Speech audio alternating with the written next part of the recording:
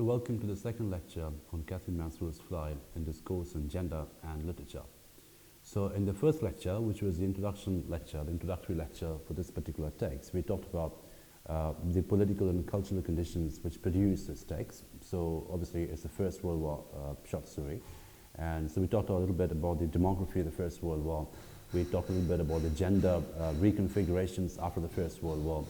So, what were the major changes which were brought about, not just at the level of, demography, but also level of psychology, also level of gender locations after the First World War, especially in Europe, because this is a text which is situated presumably in Europe. So we talked about how the entire idea of dominant hegemonic masculinity, the construct of dominant hegemonic masculinity was completely changed after the First World War, primarily not least because the number of young men, able-bodied, healthy young men, dropped dramatically after the First World War. So most of the men who were there after the war were either older men who were too old to go to the war, or men who had been paralyzed or traumatized by the war, so non-healthy men. So the number of healthy young men dropped dramatically. And this particular text, short story, it's a very short story. It's one of the shortest short stories you'll ever read. But despite its brevity, it's very, very intense and authentic in a way. It reflects this cultural condition after the First World War. And also we looked at the way in how certain professions, certain occupations, certain public spaces opened up for the woman after the First World War. So if you look at any history of the World War, we find from the lenses of gender studies, you find that after the World War, we started having in Europe women bus conductors, women bus drivers, women tram conductors, etc. And the reason is obviously very simple. There weren't enough men available at that time. There weren't enough able-bodied, functioning men available after the First World War because of this tremendous violence which the war created. Okay? And also the entire, we talked about how a little bit about how the medical history changed after the First World War, especially the medical treatment of trauma changed after the First World War.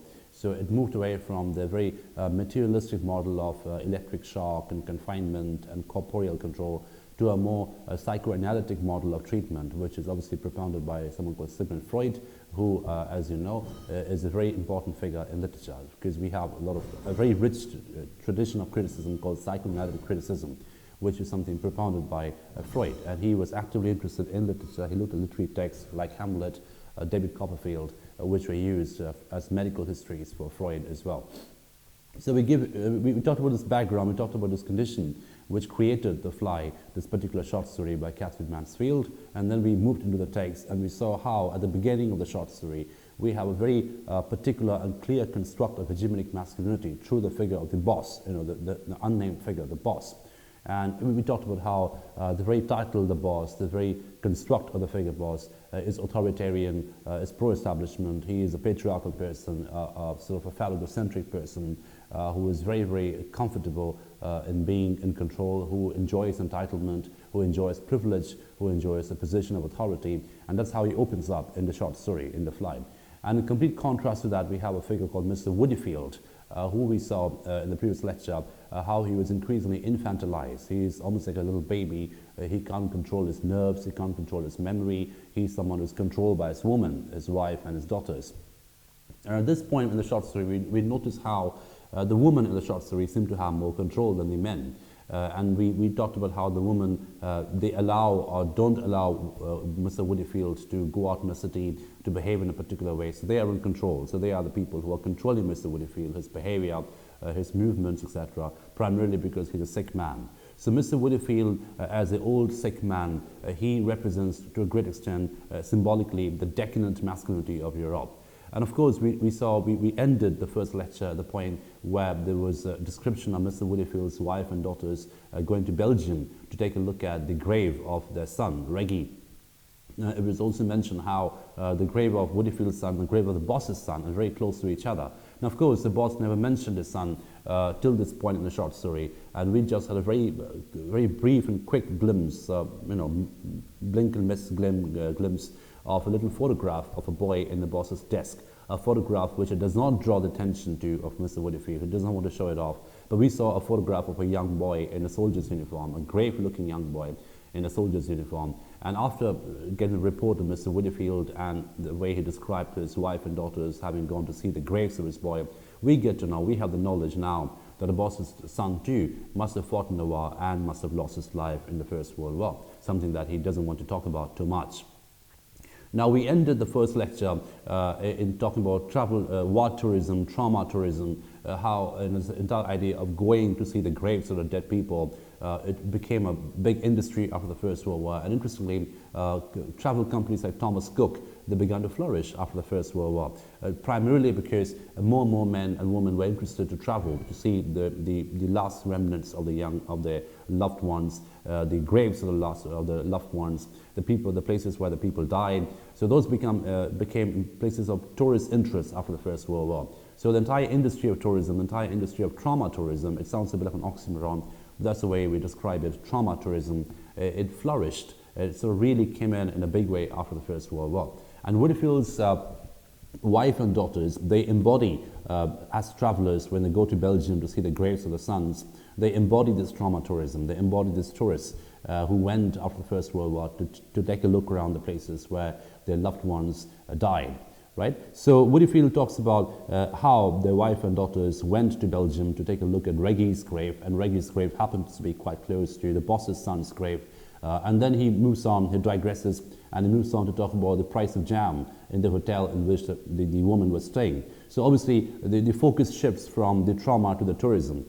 So he talks about the price of jam, he talks about how the garden paths are so nicely maintained. It's as if he's gone to a little touristy museum which is to be well maintained, and they obviously have to pay a ticket to get in. So it's completely linked with an industry of travel, the industry of tourism. So as you can see, this is something which came up historically. So this is again a very important bit. This short story, despite its brevity, is so deeply embedded in a real historical condition. It's so deeply reflective of the real historical condition. That's why it's such a significant short story.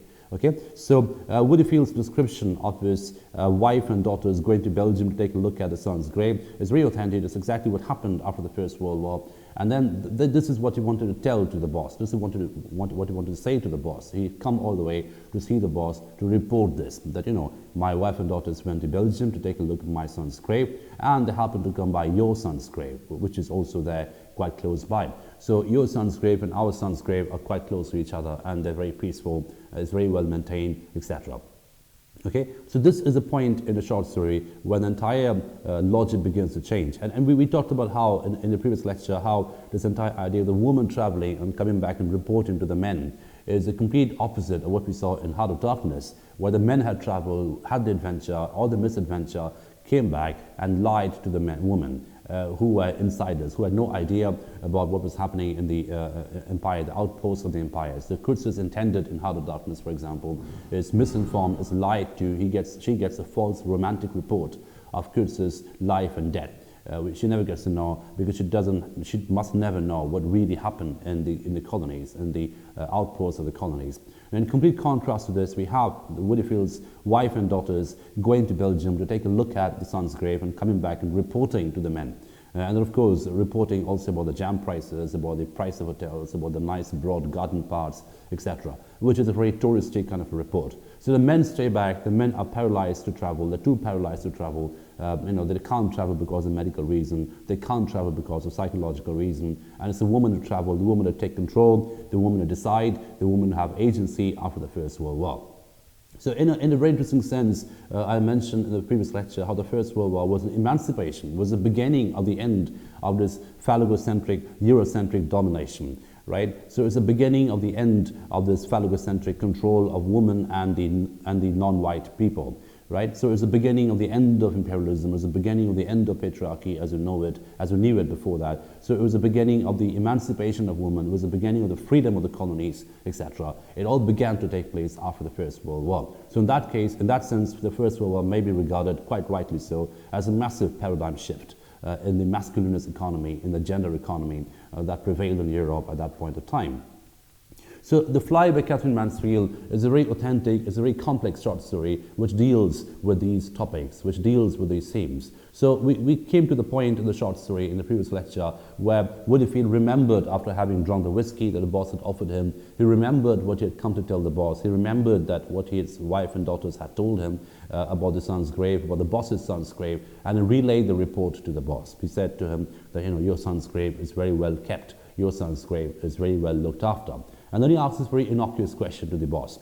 You would never been abroad, have you? You've never been there to see your son's grave, have you? And the boss just says no.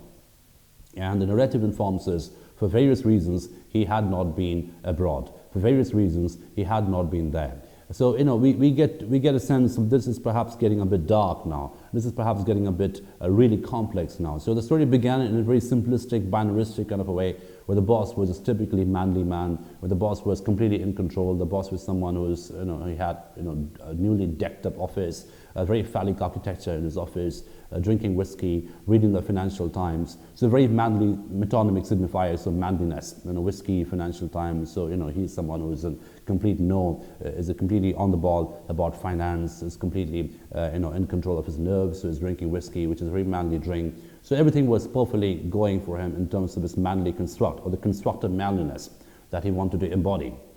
Now, this is the point in the short story where that begins to change, when Woodfield informs him about his son's death, reminds him of his son's death. Of course, he knows his son is dead, but he reminds him of his son's death, and he informs that the fact that the son's grave is very well looked after in Belgium, very close to where Woodfield's son's grave is, and then it departs. So Woodfield leaves the scene after having relayed this report to the boss. Okay, so the entire significance of Woodfield is very important in this short story. What is Woodfield doing? So Woodfield starts off as a contrast to the boss, as a construct of contrast. He's the opposite. So he's very carefully constructed as a contrast to the boss. Okay, so he's frail, he's old, he's wearing a muffler, he's enervated, he's completely exhausted, he's on his way out, he's completely not in control. In other words, he's not really a manly man, in complete contrast to the boss, who really turns out to be a very manly man, turns out to be this really a stereotypically manly man who's drinking whiskey and reading the Financial Times. Now, this was the initial purpose of Woodfield served in the short story. But then again, it gets more complex, as I said. So he remembers the fact that his son's grave was in Belgium, and so is the boss's son's grave, and it tells that to the boss. And this is the beginning of the end of the boss's effort to construct himself as a manly man. Okay, so this report really, we get to see in the short story how this particular report really, collapses the constructed boss's masculinity. It really begins to attack this entire idea of masculinity that he wants to embody so heavily, right, as a socially successful, emotionally successful, personally successful person, right? And this begins to give away with this particular report. So Woodfield goes away in the short story, having relayed this report to the boss. Now, as soon as Woodfield goes away, the boss begins to crumble. So we see a complete change in the short story where the boss travels from solidity to fragility. And this is what I mentioned in a previous lecture as well. This entire story is about a transition, a shift from solidity to fragility. It's sort of moving away into a fragile construct. Okay. Now, the moment Woodfield goes away, the boss, boss sees him out, comes back to his office, shuts the door, and then instructs that he is not to be disturbed. So he tells his secretary, someone called Macy. And interestingly, the names of the seemingly insignificant people are there in the short story. So we get to know the boss's secretary's name, we get to know Woodfield's name, we even get to know, Woodfield's son's name. But interestingly, the boss's name we never get to know. It's just called the boss. The boss's son's name, again, we never get to know. It's just called the boy. Right? And it's interestingly, so those of us who are interested in a symbolic study of this particular short story would know that the boss represents the everyman. That father figure, the everyman who's lost his son to the war. And the boss's son, again, represents the everyman, the young man, the face of a young man who died in the war. Okay? So they are unnamed, they're anonymous, they're replaceable. So these are, the boss represents the patriarch, the patriarch whose drive for expansion, whose drive for control, whose drive for success had really caused the war. Right? The patriarchal principle which had caused the war, the First World War, and the causality of the war. And so interestingly, and in a very similar vein, the boss's son represents the martyr, the fodder who was sent out to the war in order to satisfy the masculine's desire for expansion, for control, for territorialization. And so his death is a very symbolic death. His death is basically a destruction of this masculine's desire of territorialization and control. This entire masculine's hubris of expansion, territorialization, this megalomaniac desire for more and more success, etc., which caused the war. Right? So the boss represents the patriarch, the megalomaniac patriarch, whose desire for territorialization is basically the driving impulse of the First World War. And the boss's son, who dies in the First World War, represents the martyr, represents the person who is sent off to satisfy the desire of the father, to expand, to control, to territorialize. And so his death embodies in a very interesting way, in a very symbolic way, the failure of this masculinist project, the monstrosity of this masculinist project. So in a way, and we mentioned this in the previous lecture, in a way the entire story can be read as a feminist satire, a feminist critique, a very scathing feminist critique of this entire megalomaniac desire for expansion, territorialization, etc. So Mansfield is writing from a feminist position, Mansfield is writing from a position of critique in this particular short story. So as we see, as the story progresses from this point, the boss gets more and more emasculated, the boss gets more and more stripped down. So his entire construct of dressing up as this big man surrounded by big gadgets, surrounded by these big machines in his office, that is being taken away gradually in the short story. So he comes back in this office room, he comes back, shuts the door, sits back in his desk, in his sofa, in his armchair, and instructs not to be disturbed. And then he begins to remember, he begins to relive the loss of his son. He begins to re-mourn the loss of his son. Okay. Now he talks about how it's really shocking for him, where this entire idea of Whitfield's wife and daughters looking at the son's grave.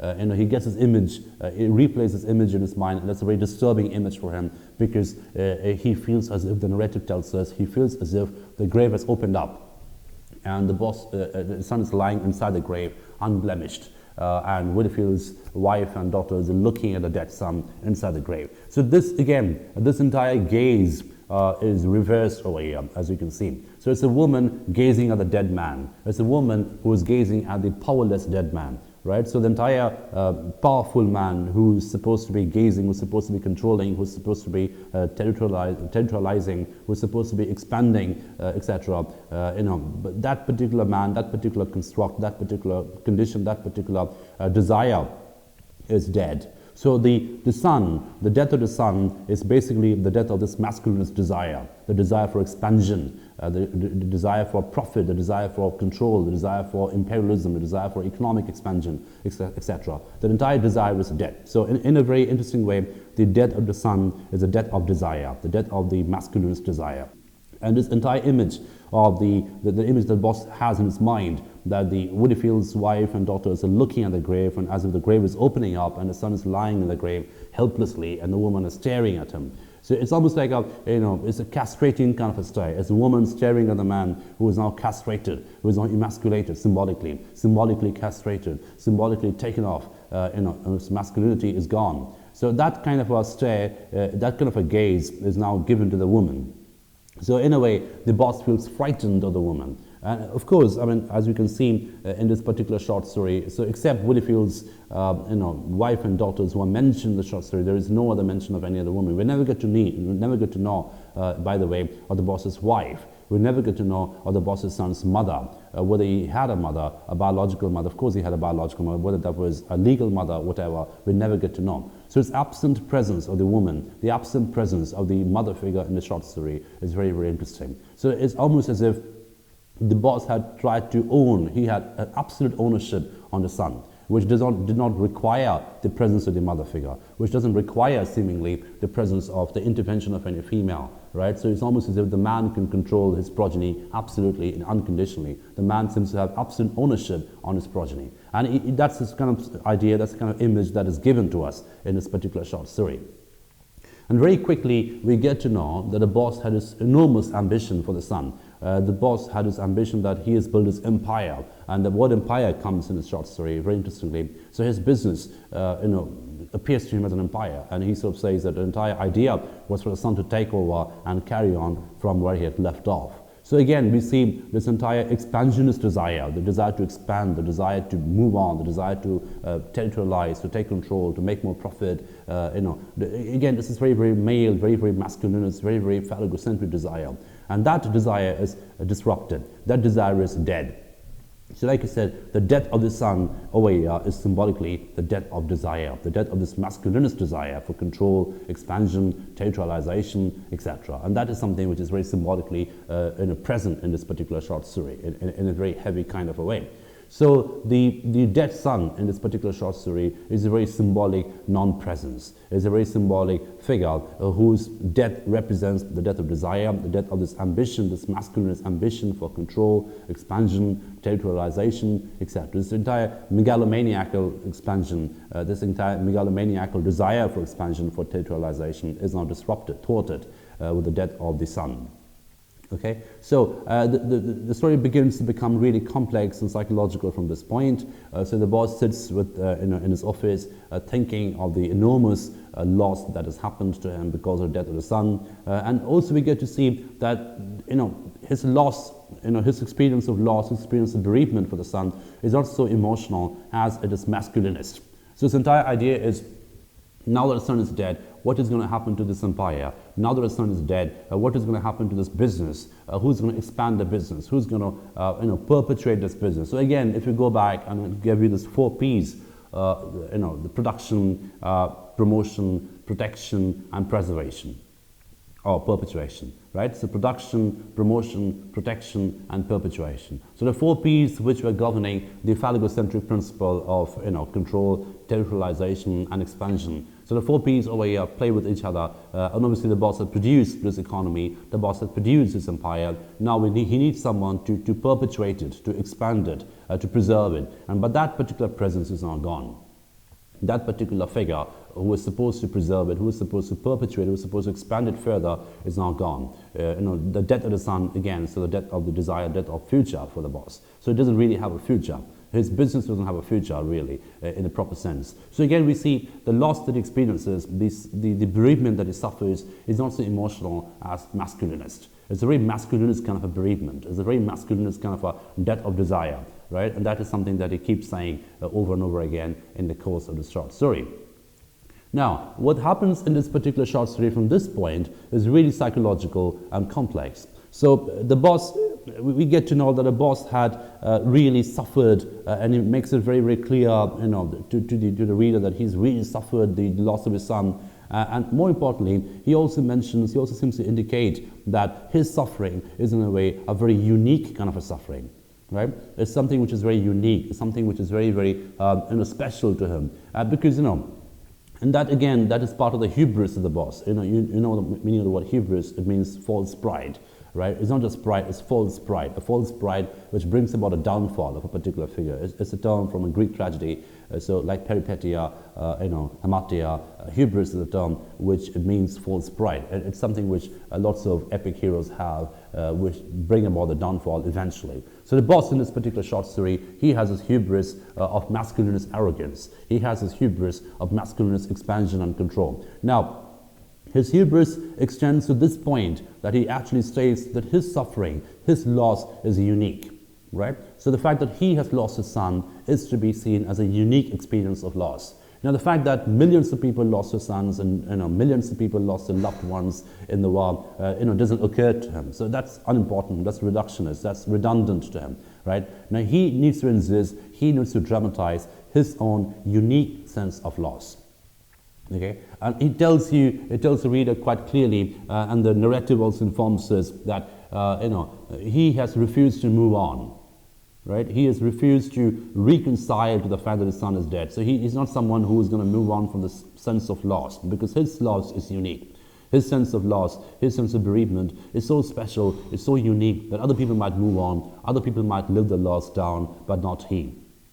And it actually says, these lines do appear in the short story if you read it, other men might live the loss down, but not he. How is it possible? His entire life has no meaning except for the son. Okay?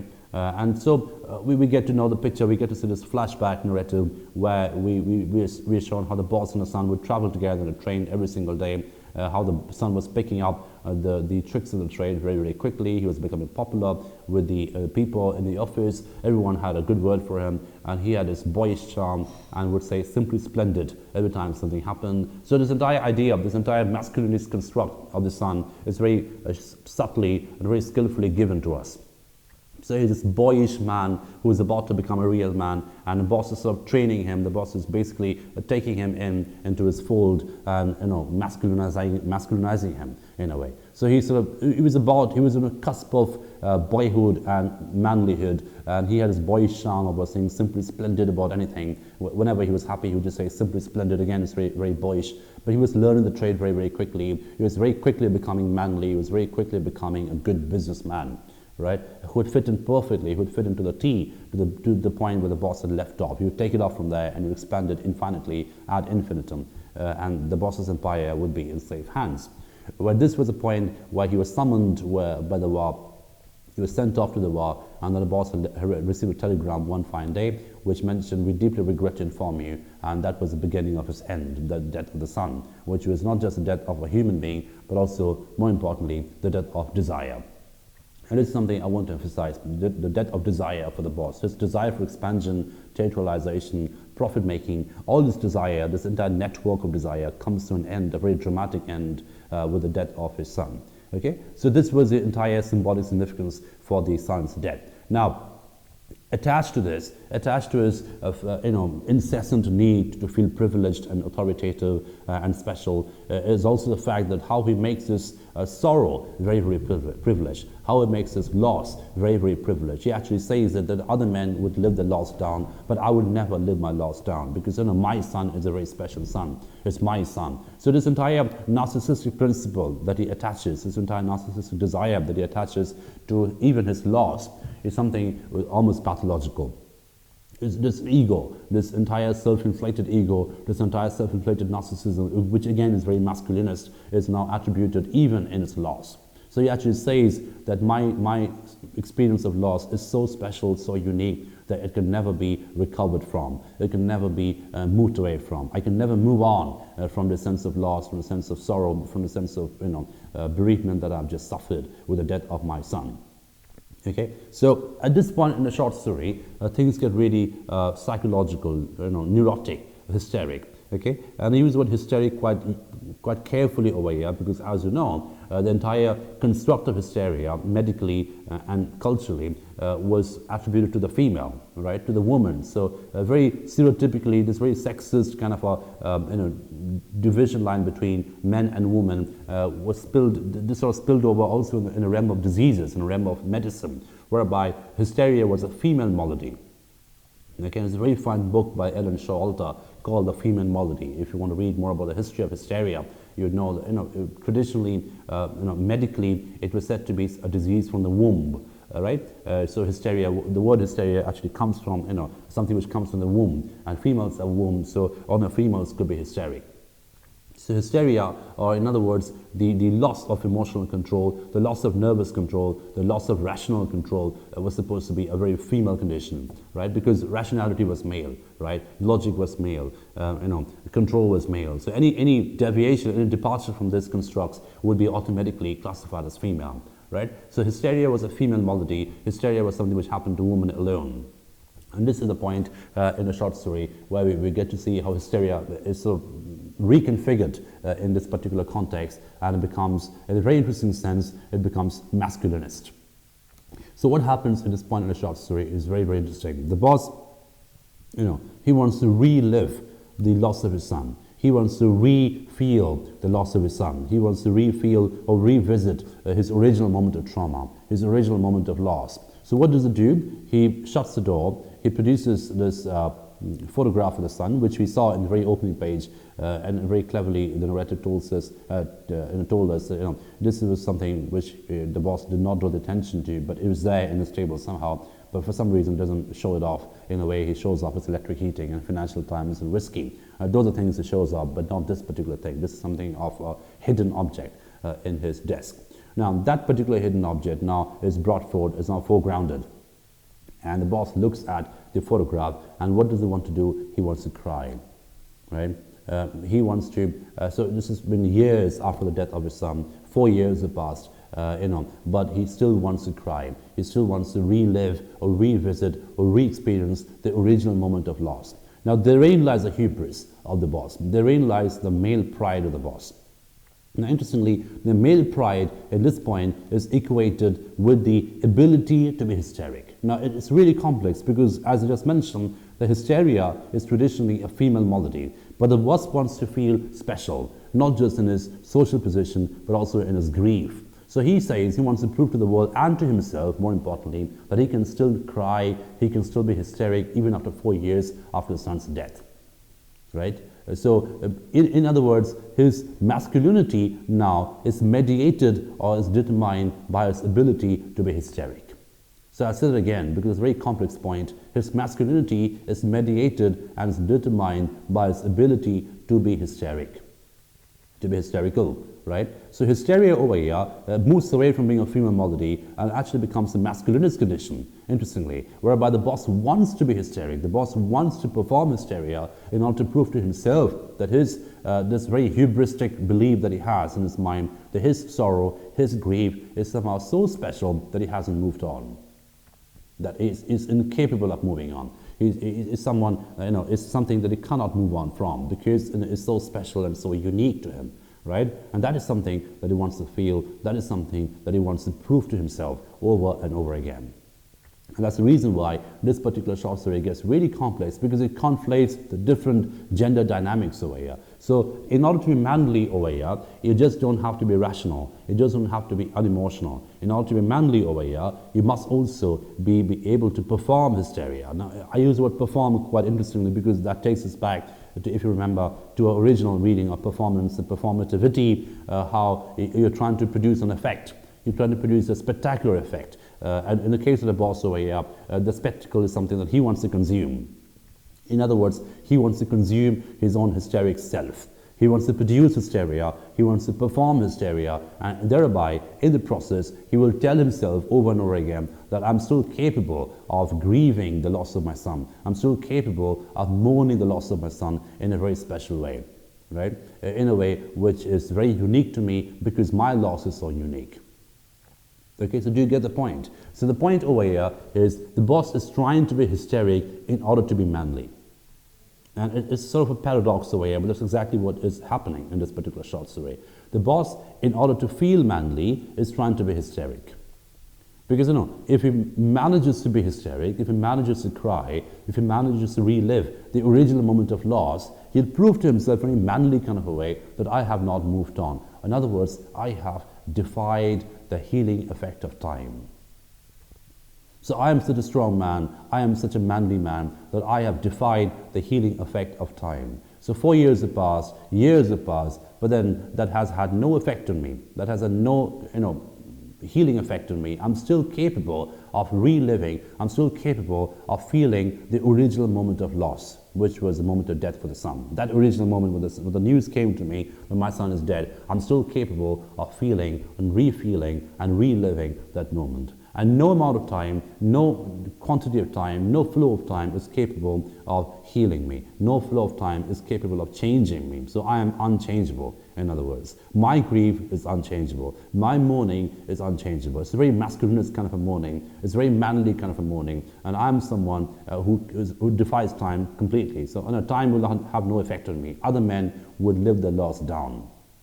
Other men might move on. Other men might forget. But I will never forget, right? So this entire effort to defy time, this entire effort to defy forgetfulness, this entire effort to, defeat time, defeat forgetfulness, defeat memory is something that the boss wants to do as part of his manly program. Okay, so you can see the masculinity of the boss over here, it spills over from financial terms and whiskey into memory and performativity and hysteria.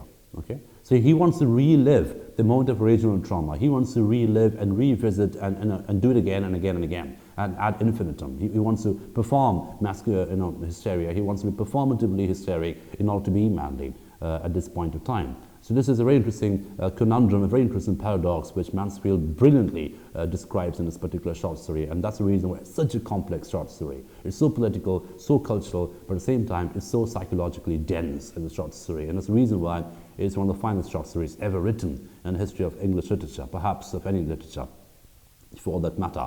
Okay, so this is the condition that a boss finds himself in. This is the condition that a boss is trying to relive. He wants to shut the door, shut off from everything and cry again, right? Relive the original moment of trauma. But of course, when he tries to cry, he cannot cry.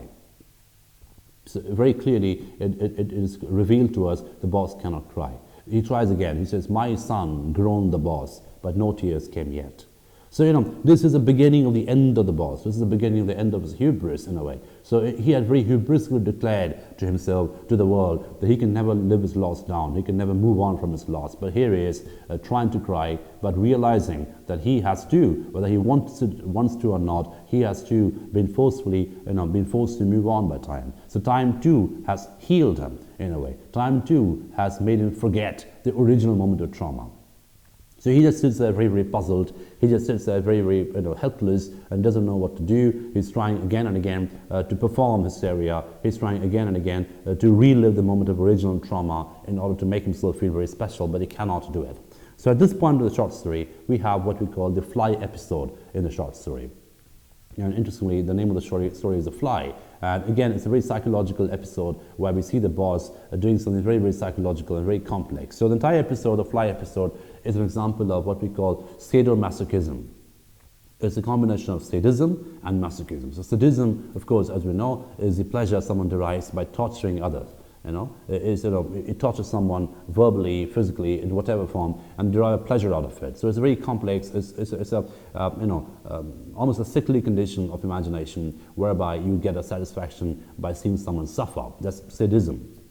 Masochism is more complex. Masochism is this very, a perverse pleasure principle, whereby you get a sense of pleasure by, suffering yourself, right? So you suffer yourself, either physically or emotionally or verbally, ideationally, in any form that you desire, and that suffering that you go through, very perversely produces pleasure in you. It produces a pleasure principle in you. So sadomasochism is a combination of these two pleasure principles. It's sadism as well as masochism. So what happens in a Fly episode is this. The boss sits there very puzzled. The boss sits there unable to know, what to do at this point of time, because he's trying to cry but he cannot cry, and he's realizing with increasing defeat that maybe time has moved on and maybe it's forgotten, and he's trying to cry. He's trying his best to remember, remember his original self, live his original self, the original moment of trauma, but he cannot. So he sits there very, very puzzled, where he notices a fly inside the ink pot. So there's an ink pot in front of him, and he notices a fly inside the ink pot. And somehow his focus shifts to the fly inside the ink pot. And for some reason, he brings out a pen and helps the fly come out of the ink pot. So he takes the fly out of the ink pot and puts it on a blotting paper, right? So this is the first condition. He takes the fly out and puts it in the blotting paper, and then he sees the fly begin to dry itself. So the fly begins to dry itself by fluttering its wings. It's sort of bringing in the air to the wings, and in the process is sort of shedding off the ink, the blot of ink which is on its body, and in the process is making itself more and more light and preparing for flight. So it wants to go away, wants to fly away after it has dried itself. Now, at that point of time, the boss has a very perverse idea. The boss has a very, weird, strange kind of an idea. So what does he do? He puts in his, the pen inside the ink pot, makes out, pulls it out, gets a blob of ink, and drops the blob of ink on the fly again. So, in the first instance, he helped the fly come out of the ink pot. Now we saw it, how it was trying to make itself light, trying to make itself free, trying to get rid of the ink. In the process, somehow something happens in his brain, and he decides that maybe he should torture the fly to see how he handles it.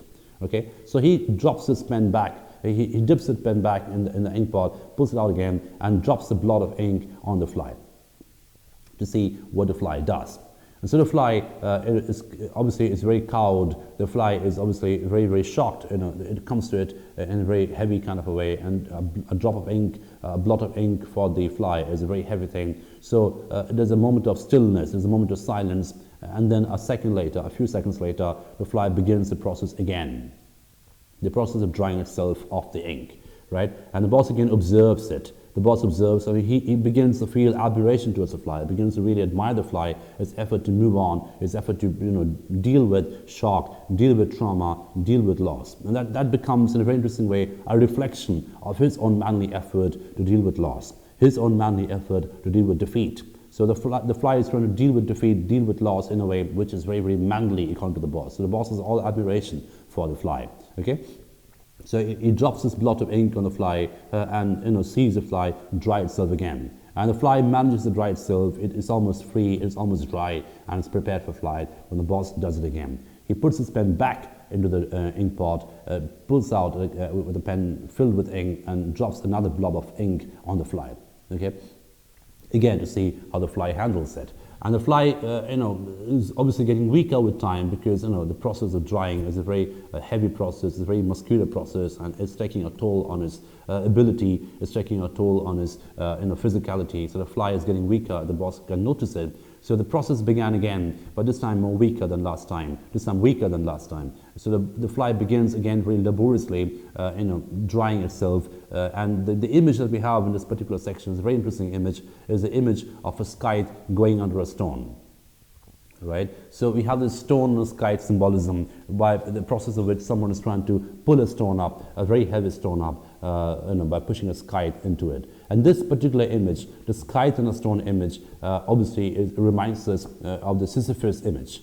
In the myth of Sisyphus, Sisyphus, Sisyphus. So the myth of Sisyphus is a very important metaphor, which was made famous. Obviously, it's originally a Greek myth, but it was made famous later by Albert Camus, where he talks about the Sisyphus being a metaphor for the purposelessness of man, the pointlessness of man. So the Sisyphus image is an image of someone who's doomed to push a stone up a hill with the knowledge that the stone will roll back again down the hill, and he'll have to push it up again, and then the entire process will continue ad infinitum. So again, the Sisyphean image is an image of futility, as an image of purposelessness, an image of pointlessness, an image of defeat. So this entire kite and stone image that Mansfield brings in very, very skillfully at this point in the short story is a reminder of the Sisyphean image. So the fly is trying its best to dry itself, to recover from the shock, to recover from the blow that the boss is giving it, and then it's trying very hard, this time more weakly than the first time because it's getting weaker physically, to move on and to deal with defeat, to deal with trauma, to deal with loss. Okay, so the boss again looks at the fly, and his admiration grows, and he actually says, "You artful little bastard." Right, and the word over here is very interesting. He doesn't say the word bastard, but "you artful little bee," which obviously represents, or the word he wants to say is that. But the point is, it's a very manly way to admire someone. Right, it's not something which is very affectionate. It's not something which is very emotional. It's a very manly, butch kind of a way. I use the word butch in a very manly, masculine studies kind of a way. It's like a strong man admiring another strong man because of something muscular that is happening, because of something really macho that is happening at that point of time. So the fly over here represents or reflects to the boss his own entire masculinist principle of dealing with trauma, dealing with loss, dealing with defeat. Okay. So the second time too, the fly manages to dry itself, and the boss has this idea that maybe he should do it one more time, one last time. And the boss dips his pen into the ink pot, takes it out, and drops another blob of ink on the fly. And this time, the fly does not move. The fly is dead. Now, in the previous section, in the previous episode where the fly was drying itself the second time, the boss had actually breathed on it in order to help the drying process. So that is the reason why I mean, this is what I mean when I say this is a sadomasochistic process. So in a way, the boss is getting pleasure by seeing this fly suffer. He's getting pleasure by seeing the fly really being tortured. But on the other hand, he wants the fly to win. So he's actually helping the fly in the drying process. He's breathing onto it in order to help the drying process. But at the same time, he's dropping the blot of ink on the fly in order to make it suffer. So it's sadomasochism. So the fly is both the other as well as a self for the boss. So the fly is both the fly for the boss as well as his own reflection of his own self, his own effort to move on, his own effort to reconcile, his own effort to deal with trauma, violence, and loss. So the effort of the fly over here is a very urgent reminder, is a very nice reflection for the boss, a very complex reflection for the boss, a reflection of his own effort to deal with defeat, to deal with loss, to deal with mourning, to deal with violence. Okay, so the third time he drops this ink on a blot of ink on the fly doesn't move anymore. So the boss keeps egging it. The boss keeps saying, "Come on, look sharp, look sharp." And again, this phrase, "look sharp." Like "you artful little bastard." Again, these are very, very manly phrases. These are phrases spoken by very manly men who are successful, men who are big, muscular, socially successful, etc. These are the men who say these kind of phrases. So "come on, look sharp." He tries to egg on the fly, but the fly does not move. And the fly, and it dawns on the boss that the fly is now finally dead. Okay, so he takes the fly now, the corpse of the fly. It's very interesting how the fly is increasingly humanized in the process. It's almost like it's magnified, and it's almost like a human being. So the fly becomes almost like a humanized version of the boss's own effort to deal with defeat, to deal with trauma, to deal with loss. Okay, so in the end, the fly just lies there, dead, and it doesn't move. And the boss, takes it out with this pen and throws it in the waste paper basket. But the narrative tells us very, very clearly that a wretched sense of emptiness consumes him, right? And he feels positively frightened now. Because if the fly had survived, if the fly had managed to move on, if the fly had managed to dry itself the last time, that would have been a symbol of hope for the boss, a symbol of regeneration for the boss. But the fact that the fly did not survive, the fact that the fly could not survive, the fly was dead in the end, that was something which really scared the boss. So in a way, it's a very complex psychological episode, and it's an episode which brings to the boss, which it lays bare in front of him his own defeat of his masculinist principle of survival, of preservation, of perpetuation. The entire masculinist project of preservation, of survival, is now coming to an end, and so the fly became an extension of his manly self.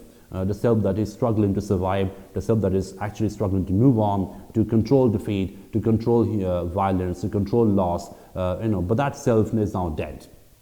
So with the fly, that self is now also gone. So he looks at the fly, he thinks that this grinding feeling of wretchedness seized him, and he felt positively frightened, the narrative tells us. He's so frightened now. So no longer is he this manly boss, no longer is he this manly person in control. And the story ends with the boss summoning his secretary Macy and asking him to bring some fresh blotting paper and trying again to be very manly, saying, look sharp about it, okay? Do it very quickly, look sharp about it, bring me some fresh blotting paper. But deep inside, the narrative tells us, in the final sentence of the story is this, and he sat down there trying to remember what he was thinking about before. But for the life of him, this is the final sentence, for the life of him, he could not remember. Isn't this reminiscent of what happened to Woody at the beginning? This very fragile old figure in the muffler who could not remember what he'd come to tell the boss. Isn't this exactly what the boss ends with?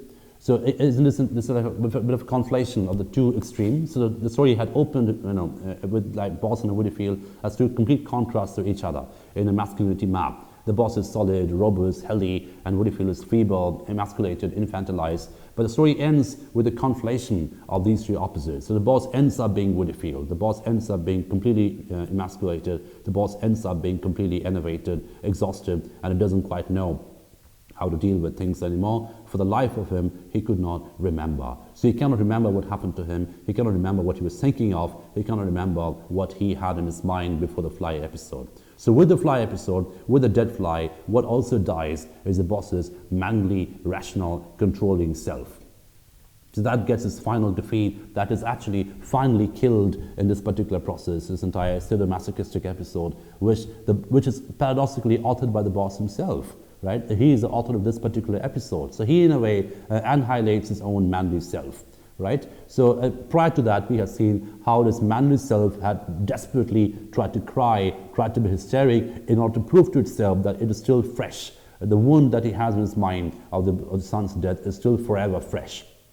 It will remain forever fresh. And that too was defeated. He could not cry, as we could see. He tried many times to cry. He was trying to perform hysteria. He looked at a photograph several times, tried to evoke, tried to generate tears, but tears did not come. So, and then he moved on to this fly episode. He wanted the fly to suffer, but at the same time, he wanted the fly to win by dropping blots of ink on it. And in the end, the fly too could not manage it anymore, and it lay dead in front of him. So the death of the fly, again, is a grim reminder of the death of his own project, his entire preservation project that he had in his mind. So the story ends with this feeling of emptiness, a feeling of nothingness that the boss sits down with, right? So he sits down with the feeling of nothingness, which, wretched feeling of nothingness, which sees him, it consumes him completely, and he feels positively frightened. It says, he feels really, really frightened, that he doesn't know what to do. He's got no future ahead of him. He can't remember anything. So in a way, he becomes quite literally a timeless man. And I use the word timeless over here not in a positive sense, but in a very nihilistic sense. He becomes something which is completely annihilated by time. So this is the revenge of time, as you can say, because for a long period of time, the boss had defied time. The boss had said, I'm not going to be affected by time.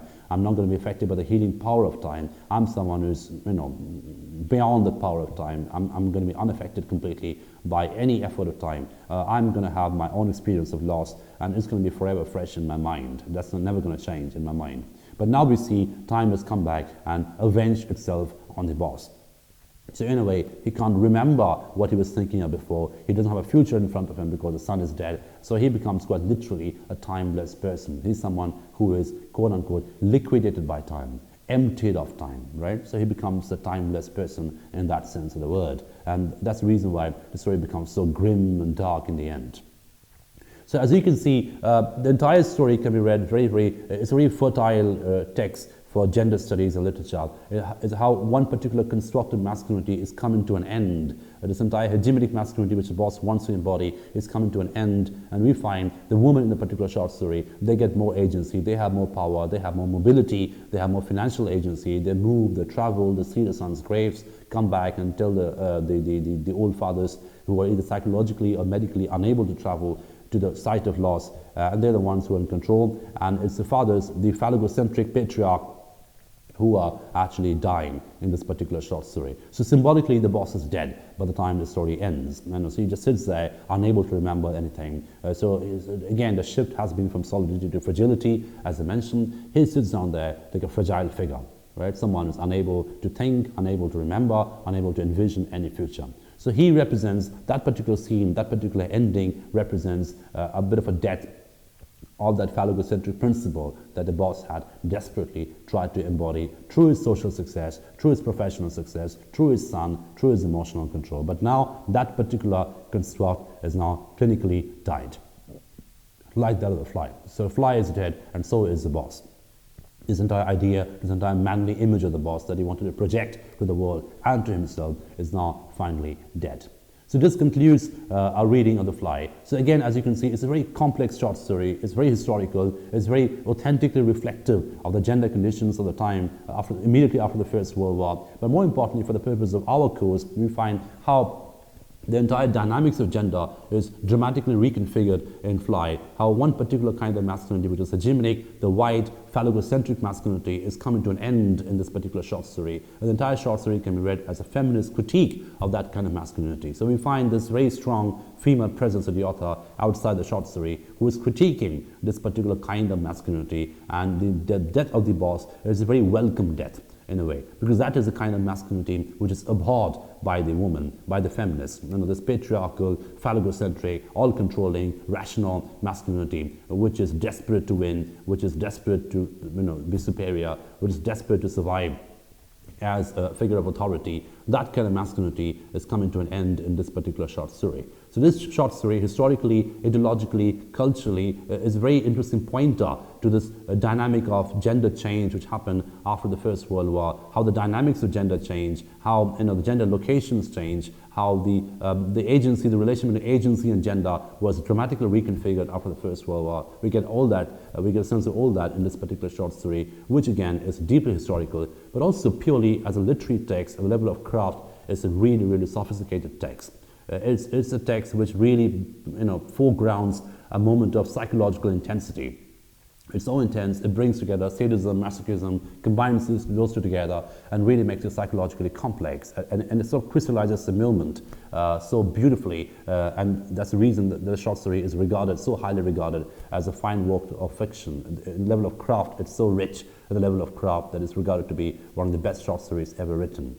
So this concludes our reading of Fly. I hope you enjoyed this particular lecture and also the previous one. So do read the short story. Do read it in great details. We have covered most of it from the lenses of gender studies, but there are more things that you can dig up. There are more things that you can find if you read it more carefully in more details. So this concludes our reading of Fly. Thank you for your attention. In the next lecture, we'll move on to our next text for this particular course. Thank you very much.